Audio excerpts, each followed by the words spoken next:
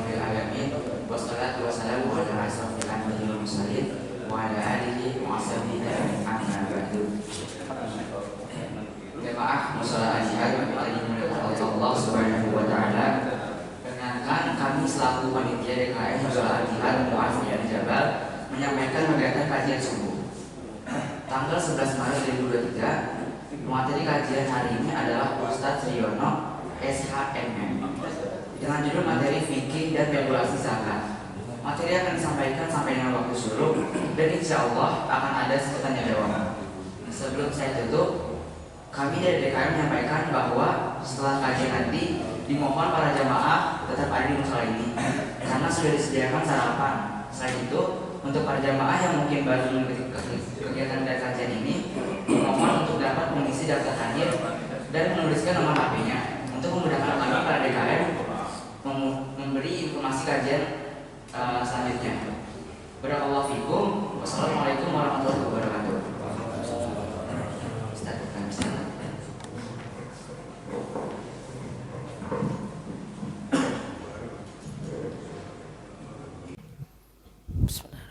Assalamualaikum warahmatullahi wabarakatuh.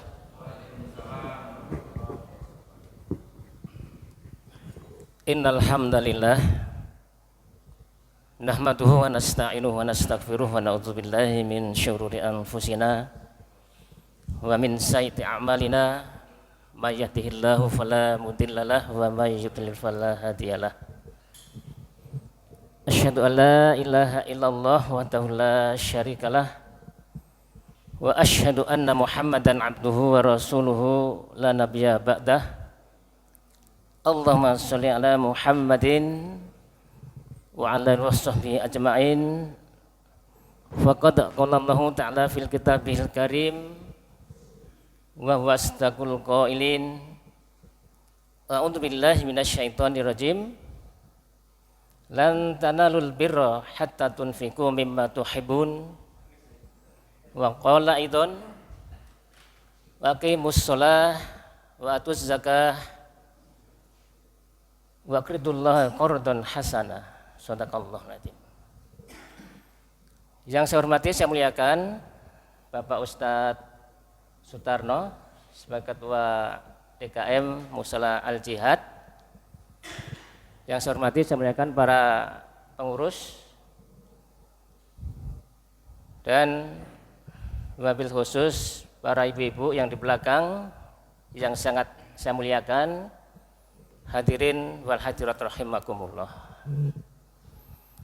Hari ini kita memasuki hari yang ke-18 di bulan Sya'ban, yang artinya tinggal sebentar lagi kita akan masuk ke bulan suci Ramadan 1444 Hijriah. Tema ini biasanya sangat kita nantikan ketika di bulan Ramadan. Padahal bicara tentang zakat masih sepanjang masa, bukan pada saat Ramadan. Nah, hari ini saya diminta oleh Pak Ustadz Sutarno menyampaikan tentang zakat. Perlu saya sampaikan bahwa potensi zakat di negara kita ini sesuai data yang dihimpun oleh Basnas Pusat itu sebenarnya adalah potensinya mencapai 327 triliun potensinya. Namun faktanya bahwa umat Islam baru mampu menunaikan kewajibannya sekitar 10% dari potensi tadi. Baru sekitar 30 triliun. Artinya apa? Ini ada gap yang perlu kita cermati bersama-sama. Kenapa seperti ini? Saya punya dua analisis ya. Pertama, kenapa tidak tercapai? Bisa jadi umat Islam ketika menunaikan zakatnya tidak melalui lembaga resmi. Jadi tidak bisa kita ukur. Dan yang kedua adalah bisa jadi memang kita belum terlalu paham tentang esensi zakat. Ini yang penting ini. Ya. Jadi dua hal ini barangkali menjadi PR kita ke depan. Padahal ketika bicara tentang zakat adalah sama pentingnya dengan bicara tentang sholat. Ini merupakan fondasi dari arkanul Islam, dari rukun Islam. Ibu bapak, saya ingin murojaah sebentar. Bicara tentang zakat itu rukun Islam yang keberapa ya? Ini dari awal dulu. Kita bicara tentang zakat, itu masuk rukun Islam yang keberapa? Beberapa pertanyaan yang sering saya sampaikan di majelis banyak menjawab tentang rukun Islam yang keempat. Logikanya setelah ketika Ramadan baru zakat, bukan itu ternyata. Ya, ini salah kaprah di masyarakat. Jadi zakat itu adalah rukun Islam yang ketiga. Sama pentingnya dengan yang lain. Ya. Ini sebelum kita lanjut saya ingin ta'aruf dulu. Ada kata-kata tidak kenal maka tidak harus ta'aruf. Ya. Jadi ini waktu sebentar ta'aruf dulu supaya kita saling mengenal. Saya orang kampung, orang dusun, mungkin sama dengan Pak Sutarno, namanya sama ya Pak ya. Ya. Saya mulai bulan April 2 tahun lalu, setelah pensiun dari Rumah Sakit Islam Jakarta Cempaka Putih, alhamdulillah waktu itu ikut rekrutmen yang diadakan oleh Wali Kota Bekasi, dari 58 kandidat saya termasuk 5 di dalamnya. Jadi sekarang saya di Basnas sebagai Wakil Ketua 3 yang membidangi perencanaan, keuangan dan pelaporan. Itu tugas kami sehari-hari sekarang ini. Ibu bapak sekalian, mari kita mulai yang agak serius sedikit pengantar ini. Mari kita pahami esensi zakat, infak, sedekah. Zakat, infak, sedekah adalah al-ibadah, al-maliyah, al-ijtimaiyah. Jadi zakat itu adalah ibadah tentang harta, ya, ibadah yang terkait dengan harta. Yang orientasi adalah al-ijtimaiyah. Kalau kita merujuk pada Undang-Undang 23 tahun 2011, disebutkan bahwa tujuan pengelolaan zakat adalah ada 2. Dalam rangka memaksimalkan pengelolaan zakat agar asas kemanfaatan untuk warga masyarakat itu terkelola dengan baik, mensejahterakan masyarakat. Dan yang kedua adalah misi utamanya agar kita membantu pemerintah dalam mengentaskan kemiskinan. Maka ijtimaiyah itu konteksnya. Oleh karena itu mari kita jadikan semangat kita semua sebagai muslim bahwa zakat tidak sekedar ibadah, tidak sekedar kewajiban, tapi mari kita jadikan sebagai lifestyle kita. Kenapa? Dan kenapa kita harus berzakat? Kita mestinya juga semua memahami bahwa harta yang diberikan Allah kepada kita adalah titipan Allah, amanah Allah. Wa fi amwalihim haqqul lis-sa'ili wal mahrum. Itu ayatnya. Dan di sebagian harta-harta kita ini adalah mohon disadari sebagian milik orang lain. Ini sebagian milik orang lain, ternyata bukan milik kita mutlak, tidak. Sebagian milik orang lain. Walaupun kita susah payah dari pagi sampai petang begitu terus, tapi ada kewajiban kita yang wajib kita tunaikan. Kalau kita belum mampu menunaikan zakat karena ada ukuran-ukurannya, silakan ambil yang lain. Dengan mekanisme boleh infak, boleh sedekah, silakan saja. Itu. Inilah pengantar awal. Ibu bapak sekalian, ini PR nanti untuk DKM juga ini. Ya. Ketika kita nanti mengelola zakat, infak, sedekah, DSKL, dana sosial keagamaan lain, DSKL gitu ya, itu harus dipastikan memenuhi 3 aman. Pertama adalah aman dari segi syar'inya, dari segi syariatnya. Konteksnya kita bicara ayat-ayat Allah, bicara tentang hadis Rasulullah. Ini konteksnya. Nggak boleh lepas, itu fondasi utamanya. Yang kedua adalah dipastikan aman dari regulasi. Ada aturan-aturan hukum positif yang mesti kita pahami sebagai pengelola zakat. Ya. Dan yang ketiga ini barang aneh tapi ada di negara kita. Aman apa? Aman NKRI. Mengapa ini muncul? Ini juga belum lama statement ini muncul. Kenapa? Karena ternyata ada indikasi bahwa orang berzakat atau kita menerima zakat atau kita memberikan zakat keluar itu kadang-kadang untuk kegiatan yang merongrong eksistensi pemerintah. Ada gerakan-gerakan radikal yang memang, nah kita harus hati-hati itu, nggak boleh salah-salah juga. Kita Basnas ya kira-kira setengah tahun yang lalu, saya juga sempat kaget. Ada seorang pas pampres katanya Pak. Ada seorang pas pampres datang ke Basnas Kota Bekasi, bawa rangsel. Nah, itu isinya apa kira-kira pas pampres? Bawa rangsel, ternyata bilang, Bapak saya mau berinfak. Ya. Kaget juga kita, bawa rangsel kok infak ya, karena biasanya infak kecil biasanya, ini gede. Ternyata setelah kita terima, kita pelajari bukan infak, ternyata zakat. Kan beda infak dan zakat ya. Bapak ini dari siapa? Ternyata seorang pas pampres tadi, rumahnya kayu ringin Pak. Ternyata ada utusan dari salah satu keluarga petinggi kita, negara kita, petinggi nomor 1 itu keluarganya. Ya. Zakat ke kami, Basnas Kota Bekasi sebesar 400 juta satu orang tuh. Jadi salah satu putra beliau yang di Medan, tahu ya, yang di Medan siapa ya? Ini nggak penting kita ketahui ya. Beliau juga ngomong, Pak, selain kami zakat di Kota Bekasi, juga kami zakat di Basnas Kota Depok. Dan sebelumnya kami juga berzakat di Basnas Magelang, 3 tempat. Pertanyaan saya harus dijawab. Kalau ke Basnas Kota Bekasi berzakat 400 juta, itu hartanya berapa? Ayo.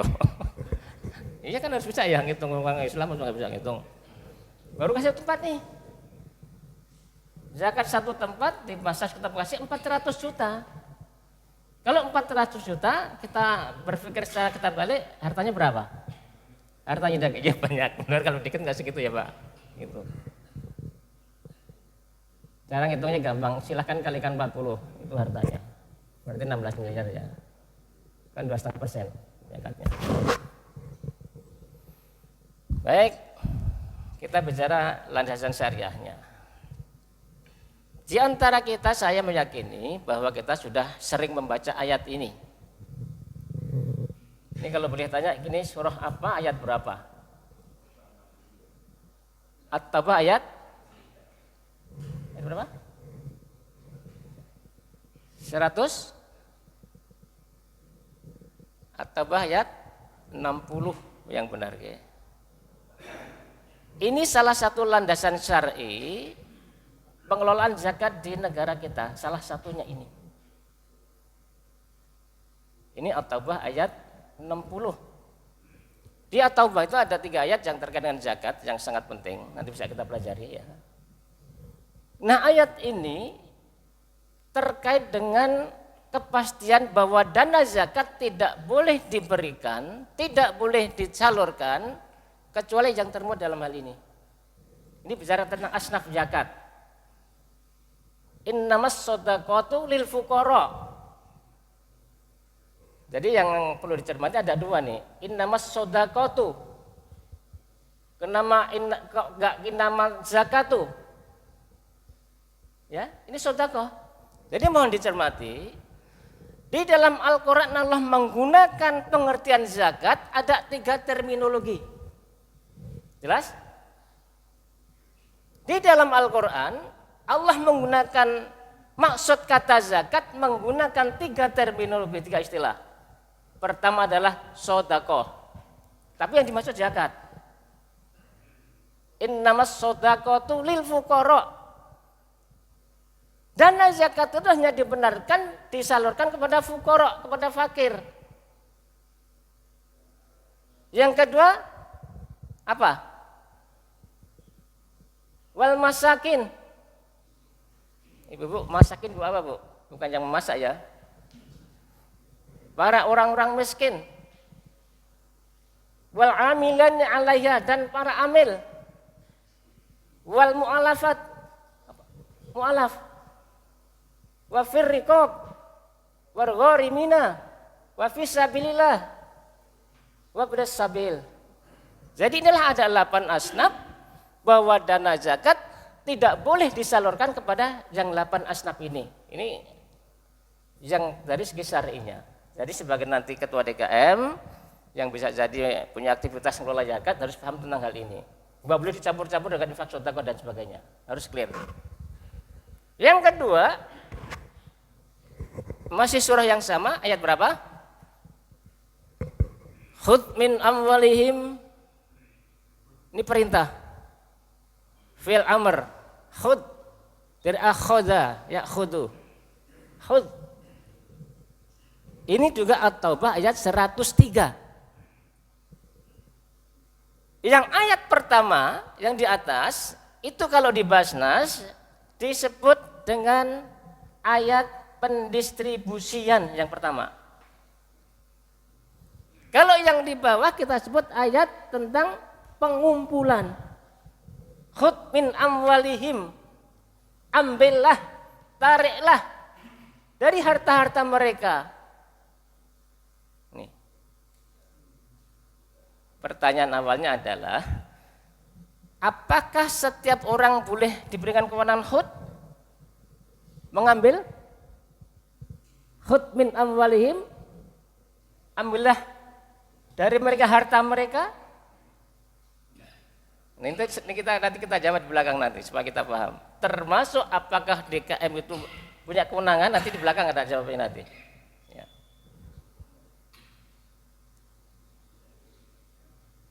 Jadi ini perintah atau amanah untuk pengumpulan. Ya. Makna yang berikutnya adalah yang perlu kita ambil adalah ternyata ketika kita bayar zakat di sini di sedekah itu adalah tutahhiruhum wa tuzakkihim biha. Ini yang penting.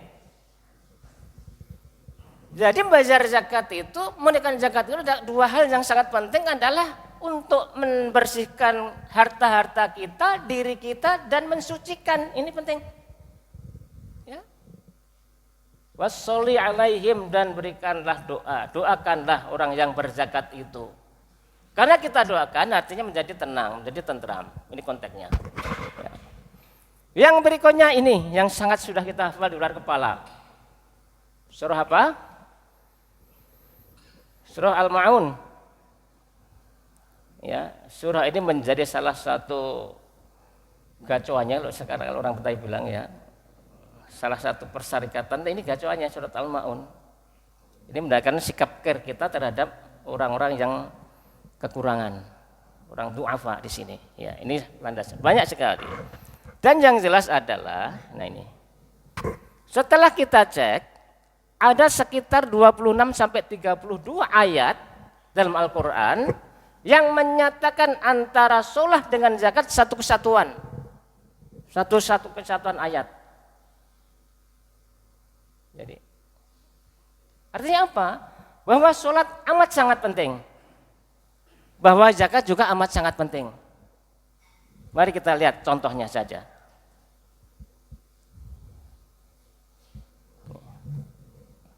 Wa aqimus shalah wa atuz zakah warka'u ma'ar raki'in. Dan dirikanlah sholat dan tunaikanlah zakat. Mau dicermati ini antara sholat dan zakat ada huruf apa? Ada huruf waw. Wawnya waw apa? Wawnya waw apa?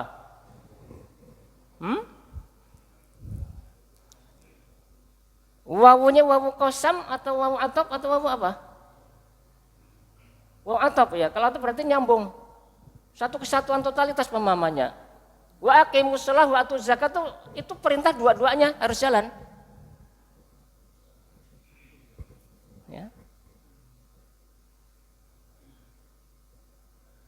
Dan rukulah bersama orang yang ruku. Itulah pertanda kepatuhan, ketaatan kepada Allah konteksnya. Salat, zakat, seperti itu. Ada 32 ayat. Ini contoh lagi. Wa qulu linnasi husna wa aqimus shalah wa atuz zakah, sama. Dan berkatalah yang baik dengan manusia. Wa aqimus shalah wa atuz zakah, sama. Ya. Ini contoh-contoh supaya kita semakin yakin. Ini ayat yang sudah kita hafal selama ini. Terus itu banyak. Ya. Ada sekitar 32 ayat. Maknanya antara sholat dan zakat wajib kita tunaikan dan sama-sama penting. Kalau sholat membangun kesolehan vertikal, kalau zakat membangun kesolehan horizontal, kesolehan sosial. Nah ini. Ini kita cepat saja karena waktunya sampai jam berapa Pak Ustadz? 7. Oh cuma surup ya, waduh nggak kurang kayaknya, terlalu nyantai. Saya biasa 2 jam ini minimal. Ini bisa dibaca aja. Yang jelas kita ngeluarin zakat pasti ada regulasinya gitu aja. Ya. Nah ini nanti bapak-bapak ketua DKM juga bisa browsing regulasi ini supaya kita paham apa. Yang wajib diketahui adalah Undang-Undang Nomor 23 Tahun 2011, Peraturan Pemerintah Nomor 14 Tahun 2014, Peraturan Menteri Agama Nomor 52 Tahun 2014 itu wajib paham. Itu yang jelas harus dipahami 3 itu. Yang lain nanti ya bisa saya bisa jalan lah. Jadi peraturan wajib yang wajib dikuasai nomor 3 ini. Yang lain nanti sambil jalan. Ya.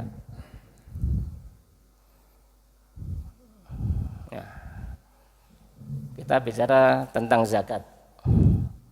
Secara etimologi atau secara lugawi, secara bahasa, zakat itu berarti adalah suci.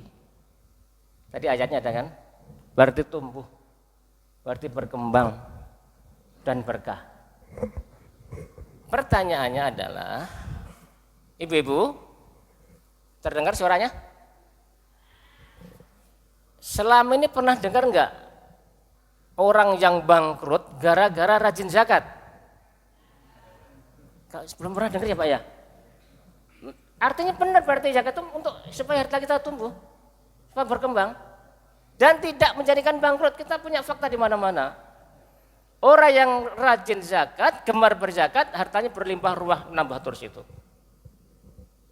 Selain mensucikan kita, harta kita, itu filosofinya seperti itu. Ya. Pengertian tentang zakat secara terminologis. Nah ini kita mulai serius di sini. Ini fokus. Ya. Zakat mempunyai arti mengeluarkan sebagian harta. Jadi yang kita keluarkan sebagian saja, enggak semuanya. Sebagian itu berapa? Berapa persen? Dengan persyaratan tertentu untuk diberikan kepada kelompok tertentu. Dengan persyaratan tertentu. Jadi ada tertentunya ini, nanti saya terangkan. Ya. Pertama adalah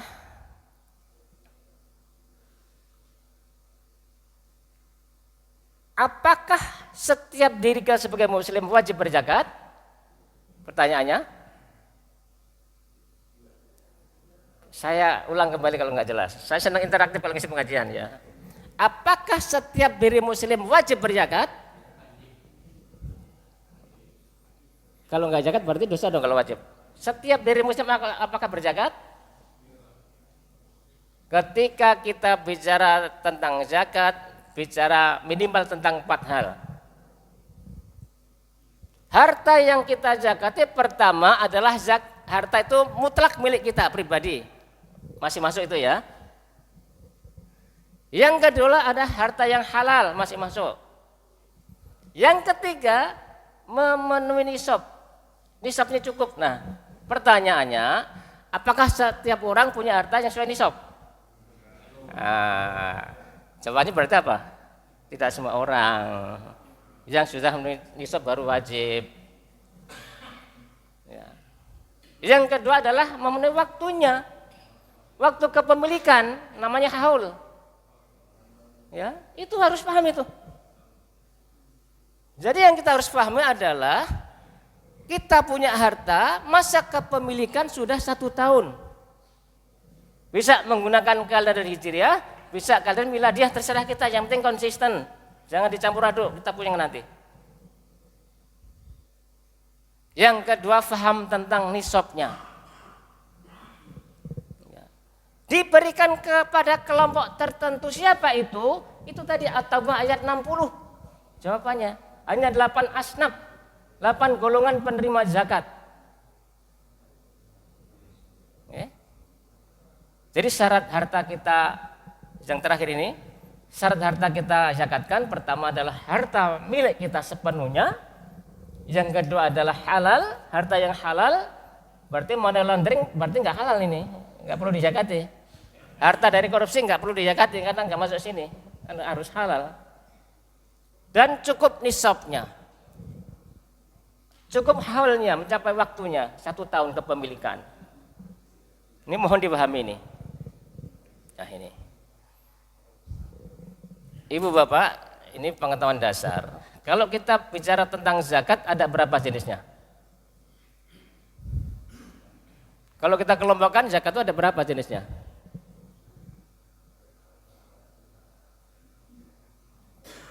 Cuma 2. Yang pertama zakat mal, yang kedua zakat fitrah. Hanya ini kelompoknya. Cuman yang nomor 1 ini nanti breakdownnya banyak gitu loh. Ya, supaya kita nggak terkecoh. Nah, harta zakat mal itu harta yang kita keluarkan oleh muzaki melalui amil zakat resmi. Nah, kita bicara ini nih, amil zakat resmi. Untuk diserahkan kepada mustahik yang 8 tadi maksudnya. Ya. Zakat fitrah lain lagi. Zakat jiwa yang diwajibkan atas setiap diri muslim, beda sama tadi nih. Ya. Yang hidup pada bulan Ramadan. Sebentar lagi Ramadan ini. Jadi kebanyakan di antara kita hampir 90% ketika bicara zakat yang kedua hanya zakat fitrah yang diketahui. Yang tadi yang pertama enggak, banyak kan awam. Jadi taunya di bulan Ramadan ramai zakat fitrah. Padahal ada kewajiban yang lain yang jauh lebih fundamental ini. Membangun ekonomi, ya, itu. Dari zakat fitrah ini untuk para ketua DKM wajib nanti dikutip. Faradha Rasulullah SAW zakatil fitri so'an min tamrin. Jadi zakat fitrah itu berapa besarnya, berapa jumlahnya? So'an min tamrin, 1 sok kurma. Au so'an min syair, atau 1 sok gandum. Nih, Pak, kita kan nggak ada kurma, kita kan nggak ada gandum. Intinya makanan pokok, maksudnya itu. So'an min tamr sama syair itu bisa diganti beras. Okay. Untuk apa? Kepada siapa? Alal abdi wal hurri wal zakiri wal unsa wal sogirin wal kabirin minal muslimin. Nah ini utamanya yang benar itu. Anak-anak, bahkan bayi, anak-anak, orang kecil, orang dewasa, perempuan, laki-laki, semuanya selama muslim wajib zakat fitrah. Selama muslim. Jadi syarat zakat itu harus wajib muslim. Ya. Tapi kadang-kadang ada yang latah, Pak. Kita juga sering kedatangan mustahik dari agama lain ke bahasa Jawa. Lucu juga itu. Ya. Kita terangkan Bu, zakat itu untuk orang muslim, dari orang muslim untuk orang muslim. Sering banyak kita salah alamat. Dan ternyata setelah kita pelajari, infak di Nasrani itu jauh lebih besar dibanding kita. Di sana 10%, Pak. 10%. Dan ternyata memang juga tata kelola juga enggak bagus juga. Cerita ke kita kan lucu ya. Dari agama lain cerita ke kita seperti itu. Yang kedua, dari zakat fitrah itu intinya tuhrotan lis-shaim, untuk membersihkan, menutup kekurangan bagi orang yang berpuasa. Lis-shaim, isim fa'il, shaim.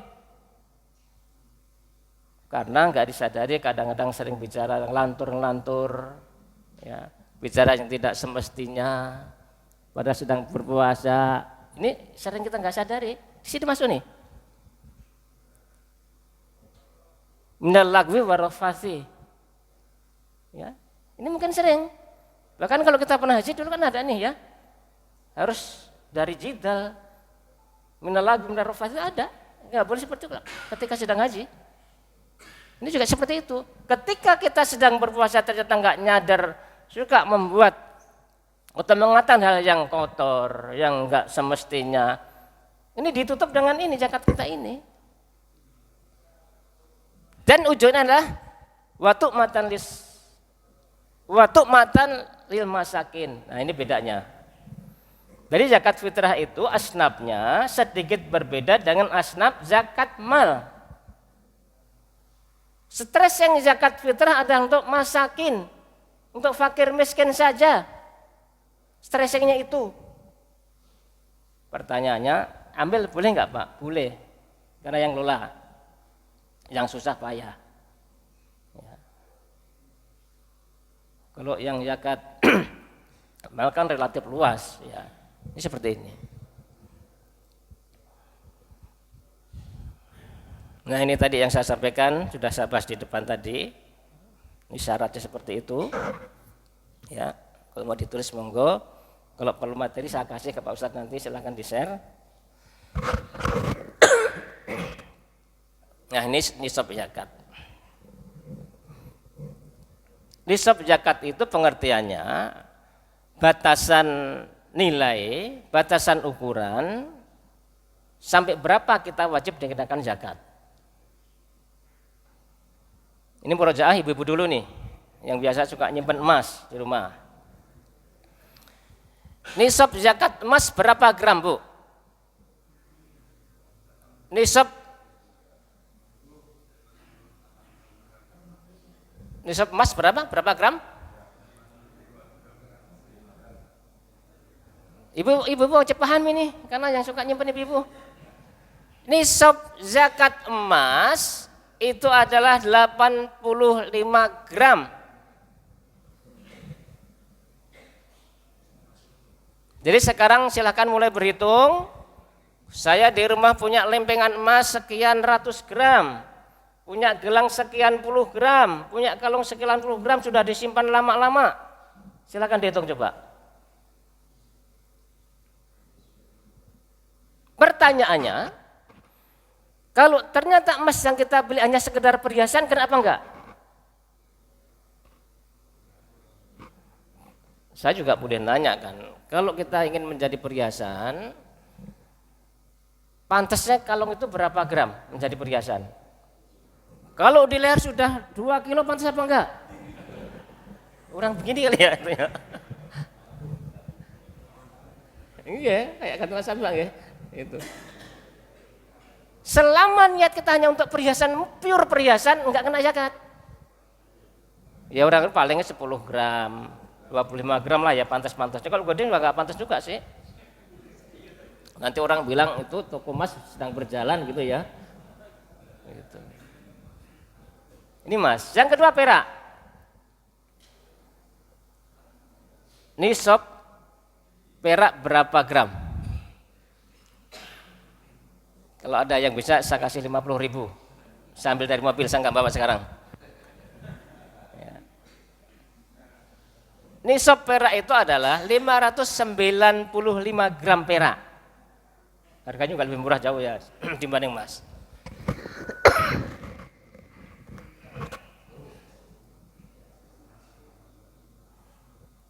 Yang berikutnya, ini masih pertanyaan supaya interaktif, supaya langsung nyambung. Iya. Kalau harta pertanian, hasil pertanian, nisabnya untuk gabah berapa gram, untuk beras berapa kilogram? Berapa kilogram maksud saya? Ada yang bisa?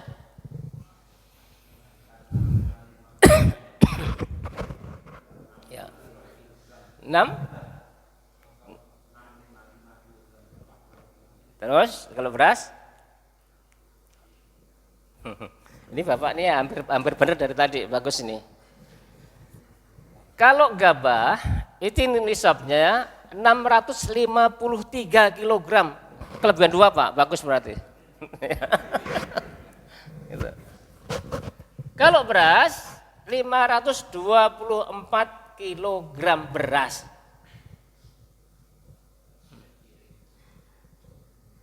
Oke, ini wajib paham nih.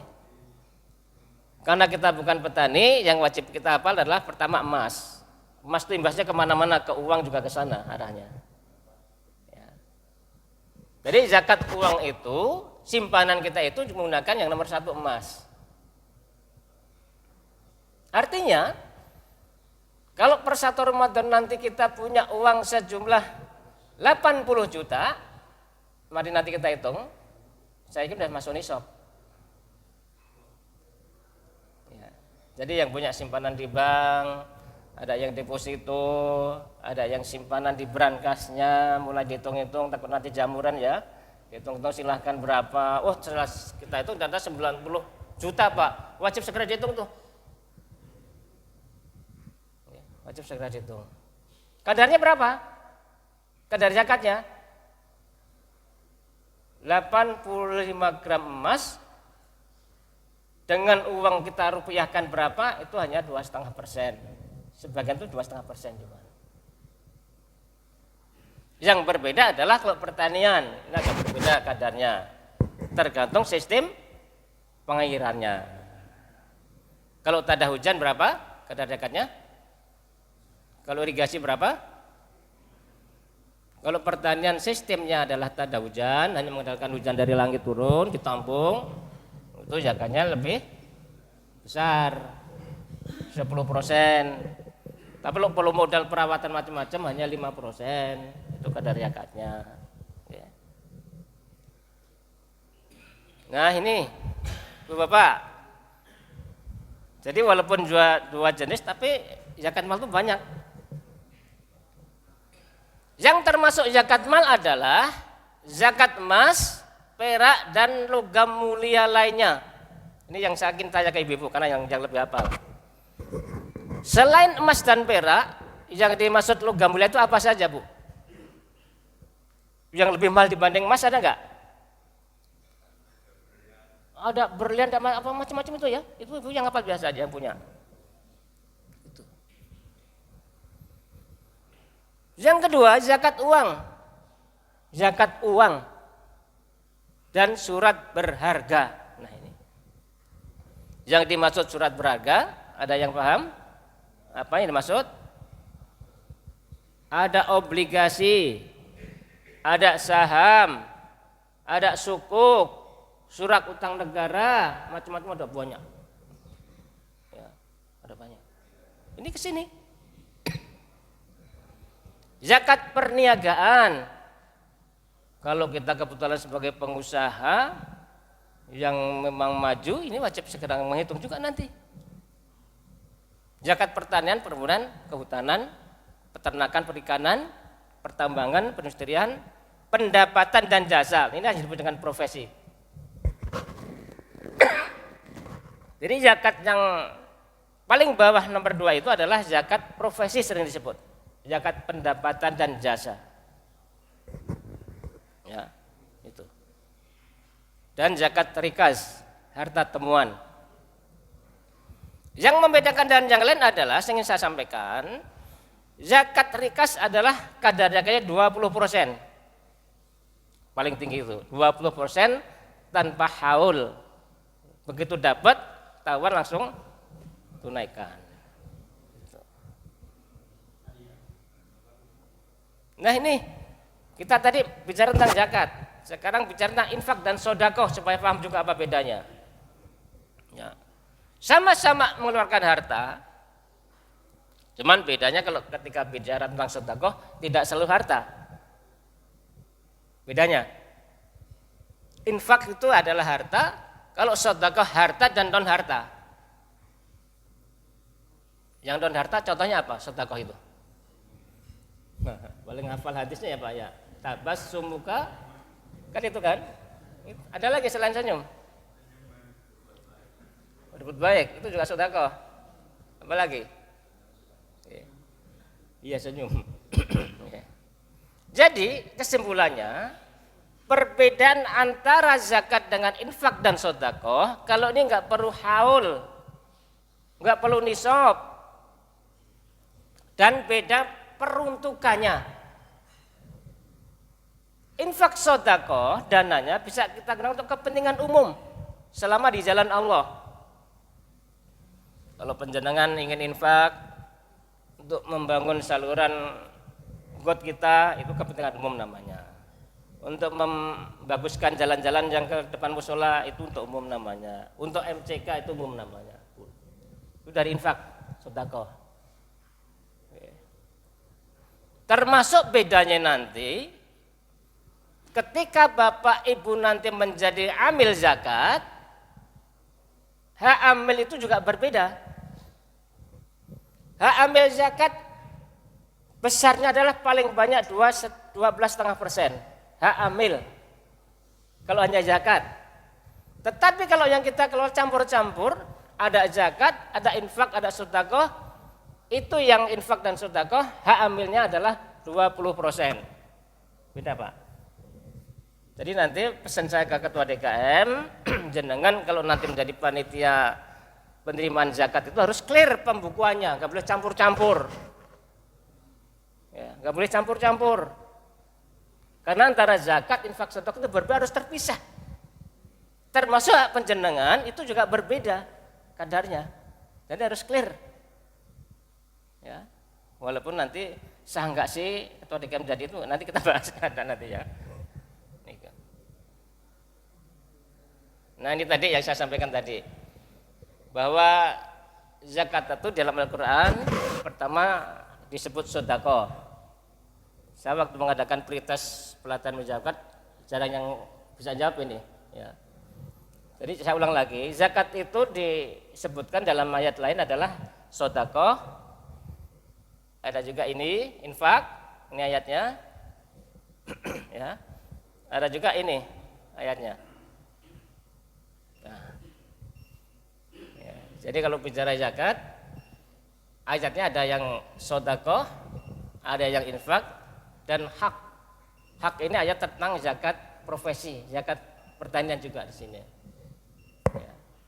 Ini sudah suruk tapi matanya masih baru sepertiganya. Ya.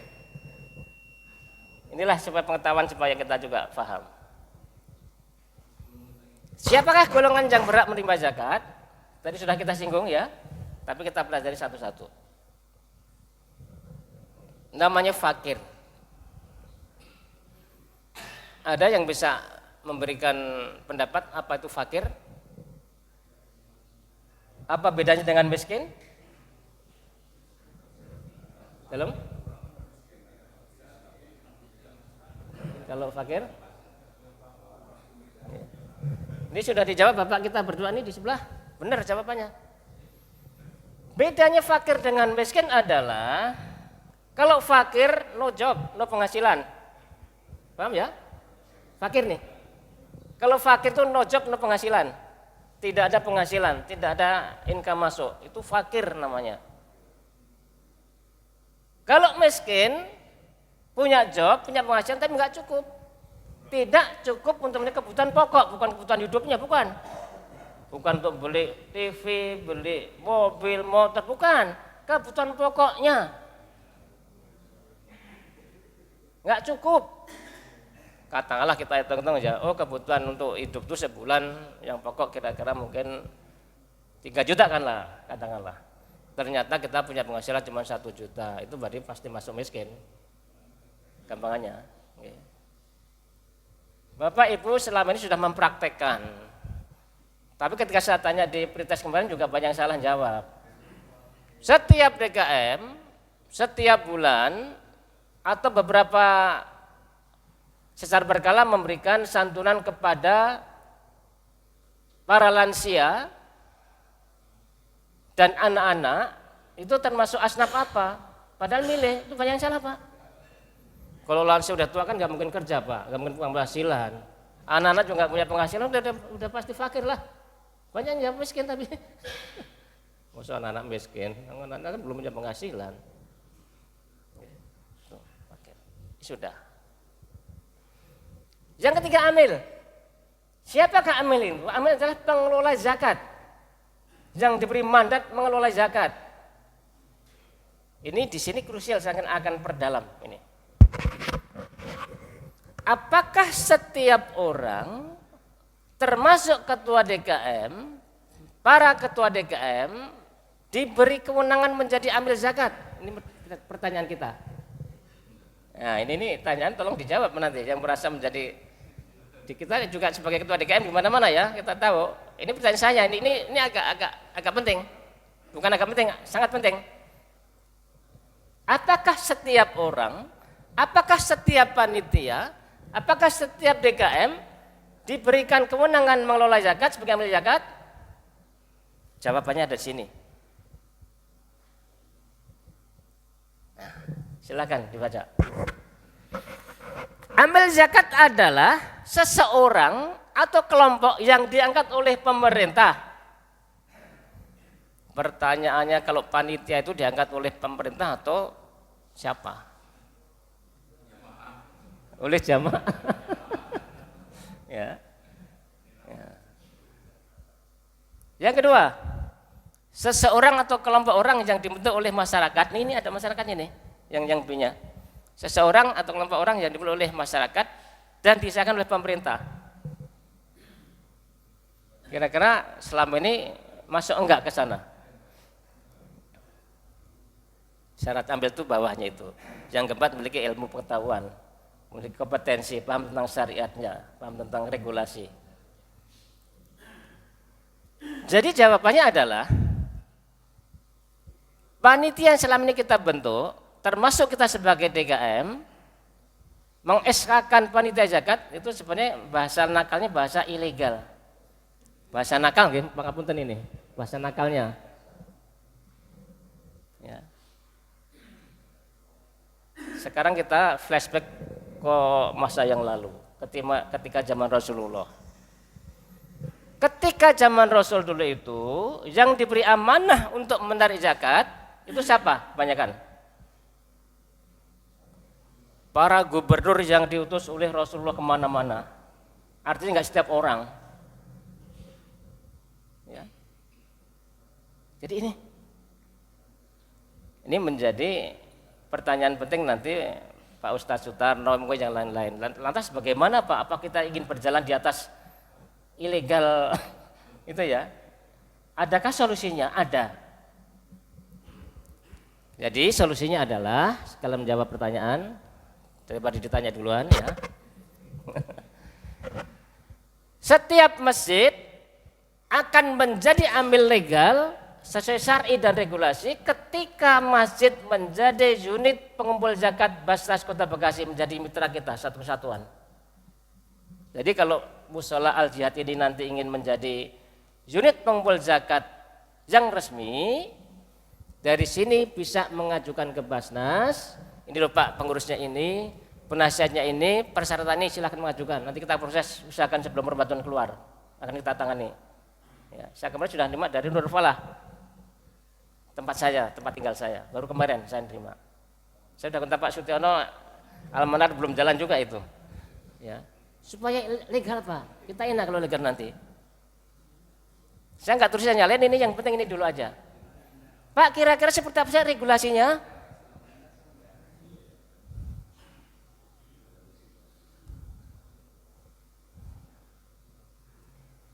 Nah, ini sama-sama berat. Kami sebagai orang Basnas juga kalau main-main ada sanksinya seperti ini. Setiap orang dilarang melakukan tindakan memiliki, menjaminkan, menghibahkan, menjual dan atau mengalihkan zakat sedekah.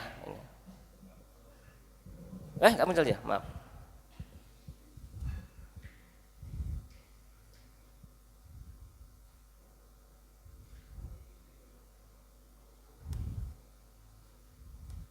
Nggak muncul? Agak single.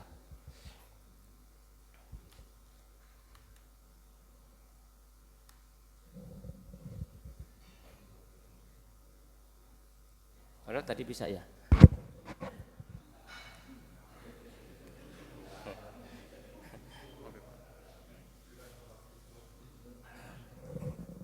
Nah ini yang penting kelihatan. PR ini PR untuk Basnas.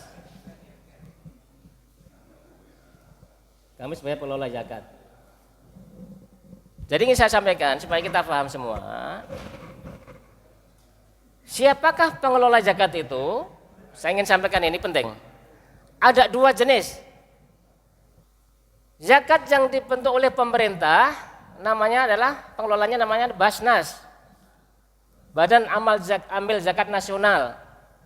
Basnas itu ada 3 tingkatan, tingkat pusat, provinsi dan kota atau kabupaten. Itu plat merah kalah gampangannya gitu ya.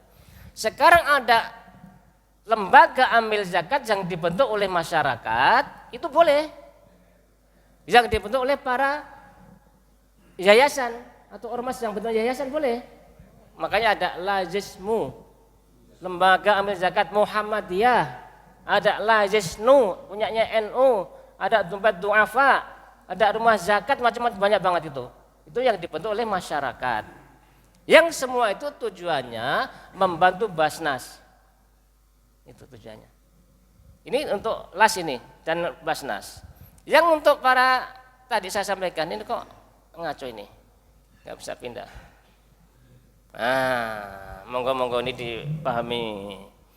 Setiap orang dilarang dengan sengaja bertindak sebagai amil zakat yang melakukan pengumpulan, pendistribusian dan penyaluran zakat tanpa seizin pejabat yang berwenang. Sanksi pidananya penjara selama 1 tahun dan atau denda paling banyak 50 juta rupiah. Ini regulasi, ini hukum positif. Ya. Adakah solusinya Pak supaya enggak ada yang saya sampaikan? Solusinya adalah setiap ketua DKM atau Dewan Kemakmuran Mushola boleh mengajukan menjadi UPZ Basnas Kota Bekasi dengan sekian persyaratan. Jadi nanti saya berharap Pak Ustadz Sutarno mengajukan ke Basnas, nanti saya beri syaratnya ini Pak. Ya. Kita berikan ada sampai J itu, berarti bisa dihitung berapa poin ya. Yang jelas salah satu syaratnya adalah pengurus itu nggak boleh menjadi pengurus partai politik, nggak boleh, nanti rusak, nggak boleh sama sekali, itu larangan utama. Jadi kalau kita punya talenta politik jangan menjadi pengurus zakat, nggak boleh, nanti akan diserahkan ke orang-orang tertentu di bawahnya ya, nggak sehat nanti, nggak boleh. Yang lain wajib biasa saja. Ya. Jadi kalau penjenengan punya komitmen sebelum Ramadan punya ini, nanti Ramadan seterusnya udah punya ini 5 tahun, punya legal standing yang jelas. Jadi kan punya hak yang resmi juga, bukan kita yang ngatur, diatur oleh undang-undang, oleh syariat juga. Kalau jenengan mampu mengumpulkan infak sedekah, dapat bagian 20%-nya dari yang kita kumpulkan. Kalau jenengan mengumpulkan zakat, 12,5% maksimal. Ya. Ini barangkali belum bisa saya lanjutkan, masih banyak karena waktu sudah tidak memungkinkan. Saya pernah matur ke Pak Sutarno, nggak mungkin sekali pertemuan Pak, tapi buktinya ini. Kecuali hanya membacakan mungkin selesai, karena kita belum. Baik, sebelum saya akhiri, mohon kalau ada pertanyaan monggo silakan. Sini dulu Bapak, tolong sebutin dulu ya siapa. Oh baik ya.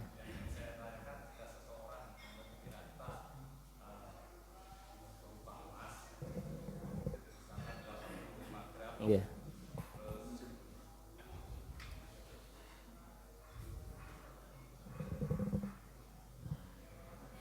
Ulangi. Jika seseorang memiliki harta berupa emas, misalkan udah memenuhi syarat atau 85 gram, dan ditambah dengan uang tunai sebesar misalnya contoh 10 juta, apakah yang 10 jutanya juga terkena wajib zakat? Terima kasih. Ini pertanyaan bagus. Ya. Seandainya ada jamaah Mushola Al-Jihad, gitu aja ya gampangnya, punya emas 85 gram. Pertanyaannya, yang 85 sesuai nisab ya, berarti sudah masuk zakat. Selain punya 85 gram juga punya uang simpanan 10 juta. Kena zakat enggak? Ayo bisa dijawab, kena enggak? Ini sih jelas ya, kita satu-satu aja, kita emasnya saja. Ya. Kita ada zakat emas, ada zakat uang. Bisa kita masing-masing jalannya. Tapi kalau kita punya emas juga punya, perak juga punya, itu juga digabung bisa. Mengikuti ketentuan emas tapi itunya ya. Nah, dalam konteks pertanyaan Pak Wahyudi ini, ibu-ibu yang di sini yang punya emas 85 gram cukup zakat emas saja lah. 85 gram kalau harga emas katakanlah contohnya 1 juta, kalau diduitin berarti 85 juta. 2,5-nya berapa? Tinggal dihitung gitu aja. Sangat gampang. Ya. Itu kalau zakat itu. Tetapi kalau panjenengan juga punya ternyata selain 85 gram emas punya uang 85 juta, ya kena dua-duanya. Selama sudah 1 tahun kepemilikan. Monggo ibu-ibu tanya ada? Saya. Nggih. Assalamualaikum warahmatullahi wabarakatuh. Waalaikumsalam warahmatullahi wabarakatuh. Saya mencontohkan begini Pak, saya punya emas 100 gram, udah kena nisosma, tapi setahun sekali saya harus selalu zakatin atau bagaimana? Apa cukup sekali? Udah. Ya, terima kasih. Assalamualaikum. Ada ibu kita alhamdulillah ya, salah satu jamaah kita ini, ibu-ibu punya emas simpanan sepanjang masa 100 gram. Alhamdulillah, mudah-mudahan benar nih ya. Saya juga punya emas Bu, lebih gede lagi. Jadi dalam konteks ibu ini adalah setiap katakanlah sepanjang masa punya simpanan emas 100 gram. Pertanyaannya, yang namanya haul itu kan terus nyambung, terus jalan, ya, nggak cuma sekali doang, enggak. Selama tahun kedua nanti masih 100 ya masih dapat. Kecuali nanti tahun kedua tinggal 84 gram gitu ya, berarti enggak. Tapi kita nggak ngajarin seperti itu. Kadang-kadang ada yang nakal juga ya. Wah ini menjelang haulnya tiba nih, dari 100 gram dijual 25, tinggal 75, bebas. Ini ngakalin Allah namanya. Ya, nggak seperti itu. Jadi yang namanya haul itu terus nyambung. Dalam hal yang sama maksudnya ya, nyambung. Kalau itu terus nyambung. Apalagi nanti nambah, kalau nambah beda ngitungnya. Karena haul kan beda ya. Gitulah. Contoh saya ambil contoh di sini nih. Wajah Sri Dahyanti nih, sahabat saya. Tanggal 1 Januari 2020 beli emas batangan 200 gram katakanlah, contoh. Berarti pada saat tanggal 1 Januari 2021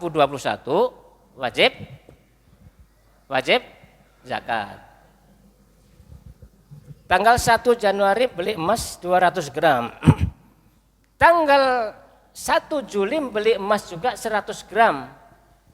Ketika tanggal 1 Januari 2021 yang dizakati cuma 1, ini belum sampai kalau itu. Jadi harus cermat itu. Saya kemarin bikin soal tak campur-campur, pusing juga orang, banyak yang salah. Jadi kalau nanti ngerjain soal dilihat ini sudah nisab apa belum, ada haulnya sudah masing-masing udah sampai belum, harus dipilah-pilah, enggak harus itu. Enggak langsung digabung berapa gitu, enggak juga. Harus cermat itu. Jelas Ibu? Jadi tapi saya bersyukur kalau panjenengan bisa punya 100 gram, tahun depan nanti 100 lagi mungkin nambah, alhamdulillah berarti panjenengan menjadi agnia ya, menjadi orang yang memang mampu untuk berzakat, menolong yang lain-lain gitu, seperti itu filosofinya. Ada lagi? Satu lagi mungkin? Baik, monggo salah satu. Assalamualaikum warahmatullahi wabarakatuh. Waalaikumsalam warahmatullahi wabarakatuh. Selain dari Pak Ustadz jelaskan tadi, saya pernah dengar zakat profesi. Apa sih penjelasan zakat profesi Pak Ustadz? Baik, ya. Bagus. Ini pertanyaan yang paling sering ditanya orang ini tentang zakat profesi. Bapak Ibu sekalian, tentang zakat profesi ini tidak semua ustadz itu paham betul tentang zakat profesi. Silakan di browsing kalau nggak percaya. Waktu bulan yang lalu saya dapat kiriman dari sahabat saya dari PCM lain nge-share tentang itu, bahwa pernyataan seorang ustadz yang ceramah tidak ada zakat profesi katanya gitu. Ya, tidak ada zakat profesi. Zakat profesi itu apa sih? Zakat profesi adalah zakat yang terkait dengan penghasilan kita, ya, profesi kita yang setiap bulan mendapatkan penghasilan. Contoh, Saya yakin di sini banyak para guru-guru ya, baik itu yang PNS maupun yang swasta. Kalau kita punya penghasilan sebulan 10 juta, apakah sudah terkena zakat profesi apa belum? Monggo dijawab. Jadi zakat profesi itu bisa dua metode yang kita terapkan. Kita bisa menerapkan setiap bulan, bisa 1 tahun sekali dengan haul. Tapi yang paling lazim adalah setiap bulan. Artinya bagaimana caranya? Kita hitung.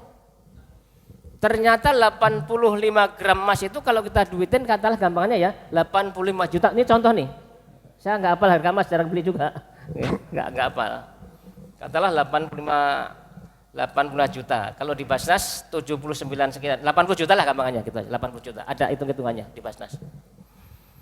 Kalau kita setahun kita kumpulkan punya penghasilan 80 juta, setahun 12 bulan, bahkan 13 bulan tidak THR segala, kan bisa kita hitung tuh. Boleh kan kita mengeluarkan di akhir tahun ketika memang tahun ke-12 akhir itu pas gajian? Ini sifat manusia sering muncul, Pak. Kita punya gaji sebulan 30 juta. Setahun berapa? Aduh kok zakatnya gede bener ya, sayang amat. Mendingan buat beli baju baru anak-anak saudara. Bisa muncul begitu. Sifat yang itu juga sering muncul. Maka yang terbaik adalah zakat profesi ditunaikan setiap bulan ketika kita gajian. Kalau panjenengan punya penghasilan 6 juta 700 sudah kena. 6 juta 600 sekian, saya nggak hafal buntut angkanya. 6 juta, gampangnya 6 juta 700 lah gampang, udah kena zakat. Silahkan berzakat 2,5%. Ya. Profesi itu kan bisa lawyer kan profesi juga, notaris profesi juga, penjara sebagai amil, sebagai pegawai juga profesi. Yang dimaksud itu, ya. Jadi zakat profesi itu seperti itu. Jadi penjenengan yang sekarang sedang berkhidmat, masih berkhidmat, punya penghasilan rutin setiap bulan. Kalau di kantor tidak ada kebijakan seperti itu, silakan penjenengan bayar zakat ke Basnas saja, kita terima pasti. Ya, nggak usah itu. Kalau pusing-pusing ke Basnas Kota Bekasi aja, kita pasti terima. Di transfer juga boleh. Ya. Salah satu fungsi zakat adalah, nah ini, salah satu fungsi zakat bagi para pegawai yang masih dikenakan pajak penghasilan, ada kan ya, PPh 21 itu ada ngaruhnya. Jadi zakat yang sudah dipotong Basnas nanti buktinya menjadi dilampirkan ke SPT nanti mengurang penghasilan kena pajak. Itu salah satu fungsinya seperti itu. Ada gunanya. Jadi itulah yang dimaksud dengan zakat profesi, zakat pendapatan, penghasilan dan jasa yang kita miliki. Seperti itu. Itu juga merujuk kepada ayat yang sama dengan ayat pertanian. Ayat pertanian itu kan nggak nunggu haul. Petani itu wajib zakat ketika panen, kan gitu kan? Bukan nunggu nanti setahun enggak. Ketika panen ya langsung dihitung, kalau menuyanu ya langsung. Itu sama itu Pak, analoginya seperti itu. Ketika penjenengan panennya tidak 3 bulan sekali, tidak 4 bulan sekali, tapi tiap bulan, itulah zakat profesi maksudnya. Okay. Jadi monggo penanya yang belum menunaikan silahkan mulai bertobatlah ya. Seperti itu, mulai itu karena kewajiban kita. Ketika kita gemar konsisten menunaikan zakat berarti membantu saudara kita yang sedang kurang beruntung tidak seperti kita. Barangkali ini yang bisa saya sampaikan. Kalau belum jelas nanti bisa kita diskusikan lagi. Tapi yang jelas masih kurang materinya, belum tuntas. Mohon maaf, saya sudah menyampaikan ke Pak Sutarno. Enggak mungkin hanya 1 jam, enggak mungkin. Paling enggak 2 jam, 3 jam baru tuntas itu. Ya. Saya kira demikian. Terima kasih. Assalamualaikum warahmatullahi wabarakatuh.